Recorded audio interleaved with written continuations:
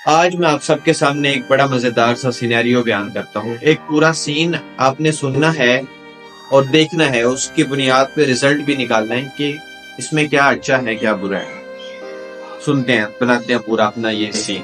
کس طرح سے کہ میرے خود کی بھی یہ خواہش ہوتی تھی کہ میں اکیلا رہوں، نہ کوئی مجھے پریشان کرے، نہ میں کسی کو پریشان کروں، نہ کسی کو مجھ سے تکلیف ہو، نہ میں کسی کو کوئی تکلیف دوں۔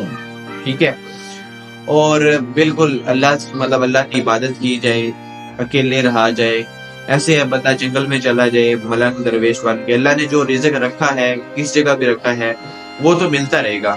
ٹھیک ہے، مطلب بالکل اللہ سے لو لگا جائے، دنیا سے ختم، دنیا سے ایسے ناتا ہی ختم، اکیلی زندگی گزار کے بندہ چلا جائے۔ دیکھنے میں، سننے میں، محسوس کرنے میں یہ بات بڑی فیسینیٹنگ لگتی ہے، اچھی لگتی ہے کہ اس میں کوئی پریشانی تو ہے نہیں۔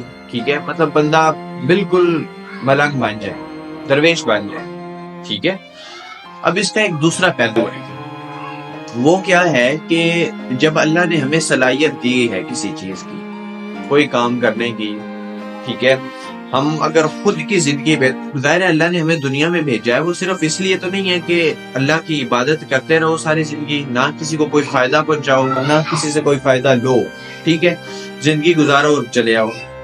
عبادت کے لیے تو اللہ کے پاس فرشتے بھی تھے نا، اللہ کے پاس اور بھی بہت ساری مخلوقات ہیں جو اللہ کی عبادت ہر ٹائم کر رہی ہوتی ہیں، ہم تو ہر ٹائم وہ بھی نہیں کر رہے ہوتے۔ ٹھیک ہے، تو اللہ نے انسان کو بھیجا ہے، اس کے مقاصد اور بھی ہو سکتے ہیں کہ ہم نے باقی لوگوں کا بھی خیال کرنا ہے۔ اللہ نے کچھ ذمہ داریاں، باقی لوگوں کی ذمہ داریاں ہم پہ رکھی ہیں۔ ٹھیک ہے، کس طرح سے کہ شاید ہمارے اندر اللہ نے کچھ ایسی صلاحیت رکھی ہو کہ ہم کوئی کام کر سکتے ہیں۔ ہم جب کوئی کام کر سکتے ہیں تو ظاہر ہے اس کا مطلب یہ ہے کہ ہم اس سے کچھ نہ کچھ اپنی زندگی بہتر کریں گے۔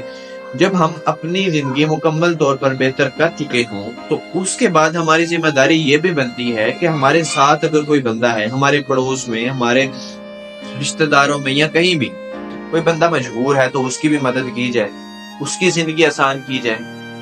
مطلب ہماری وجہ سے اللہ کسی اور کی زندگی میں بھی سکون بنا دے۔ ہماری وجہ سے کیا، ہمیں اللہ نے ذریعہ بنانا ہے، اللہ نے رزق تو خود ہی دینا ہے، لیکن یہ ہے کہ اللہ ہماری جیب کو ذریعہ بنا دیں گے۔ مطلب اللہ ہم پہ اپنا کرم کریں گے کہ ہم ایک ذریعہ بن جائیں، ایک وسیلہ بن جائیں کسی اور کے لیے۔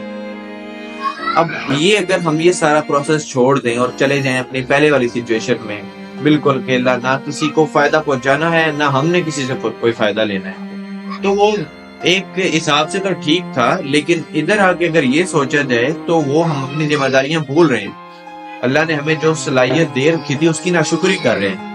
اس کی ناشکری اس طرح سے کر رہے ہیں کہ ہم اس کو استعمال ہی نہیں کر رہے، نہ کسی کو کوئی فائدہ پہنچا رہے ہیں، حالانکہ ہم پہنچا سکتے تھے، ہماری قابلیت اتنی تھی کہ ہم سے کسی اور کو کوئی فائدہ ہو سکتا، لیکن ہم نہیں کر رہے، تو یہ ایک ناشکری ہے۔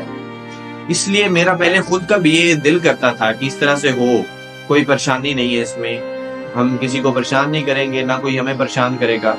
لیکن جب اللہ کسی کی اصلاح کرنے کے لیے کچھ کرتے ہیں، کچھ اپنے نشانیاں بھیجتے ہیں، تو وہ اس طرح سے ہوتا ہے۔ میرے سامنے بھی ویڈیو ایک آ گئی تھی تو میں نے سوچا اب آپ کے ساتھ بھی میں شیئر کروں۔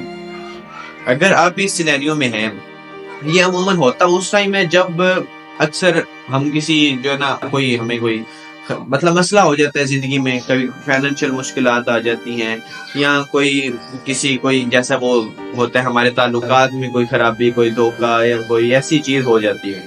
ٹھیک ہے، تب ہمارا دل کرتا ہے کہ اکیلے بہتر ہے۔ لیکن یہ یاد رکھیں کہ جو اللہ نے ہمیں صلاحیت دے رکھی ہے اس کی ناشکری ہوگی، اس لیے ہم نے کوشش کرتے رہنا ہے، چاہے ایک بندہ ہو، 10 ہو، 1000 ہو، پوری دنیا ہو، جتنی اللہ نے ہمیں صلاحیت دے رکھی ہے اتنے لوگوں کی زندگی آسان کی جائے۔